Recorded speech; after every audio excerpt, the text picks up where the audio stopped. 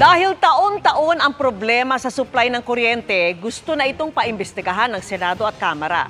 At nakatutok si Tina Panganiban Perez.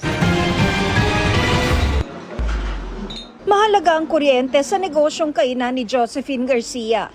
Kaya nababahala siya tuwing may red o yellow alert kapag numipis ang supply ng kuryente. Taas na ng taas ang bill namin, tapos mawawalan pa ng kuryente. Meron akong hanap buhay, masisira yung mga paninda ko. Ang Makabayan Block maghahain ng resolusyon para paimbestigahan sa Kamara kung bakit paulit-ulit na lang ang problemang ito sa supply ng kuryente kada taon. Parang taon-taon na kasi nangyayari yan. And yet kapag may mga ganitong panahon, nagtataas sila, no? Nagiging dahilan ito para tumaas ang presyo ng kuryente. Sa Senado, may katulad na resolusyong ihahain si Senador Win Gatchalian. Dapat din anyang imbestigahan ng Energy Department ang pagbagsak ng mga planta at ang dapat na reserbang kuryente na kinontrata ng National Grid Corporation of the Philippines. Gusto ring pagpaliwanagin ni Senador Chis Escudero ang DOE, Energy Regulatory Commission at mga generation companies kaugnay niyan at parusahan ng mga ito kung di katanggap-tanggap ang dahilan.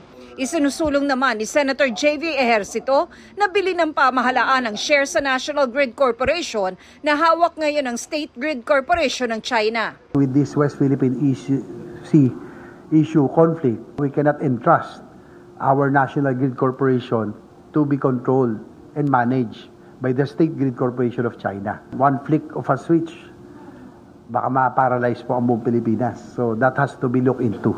Pinare-review rin ni Ejercito ang EPIRA Law. Bukas din siya sa paggamit ng nuclear energy dahil mura umano. Pero we have to make sure that safety standards, priority is core safety.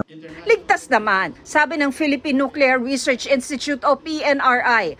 At posible raw hindi na maranasan ang red at yellow alerts kung sakali dahil hindi raw ito nakadepende sa panahon. Walang sudden break. There have been only 2 accidents of note. The Chernobyl, which was done because it was an experiment, illegal experiment, and then Fukushima, binaha yung cooling system ng tsunami. How will you prevent the Fukushima? You put your cooling systems at a higher elevation. Para sa GMA Integrated News, Tina Panganiban Perez, nakatutok, 24 oras.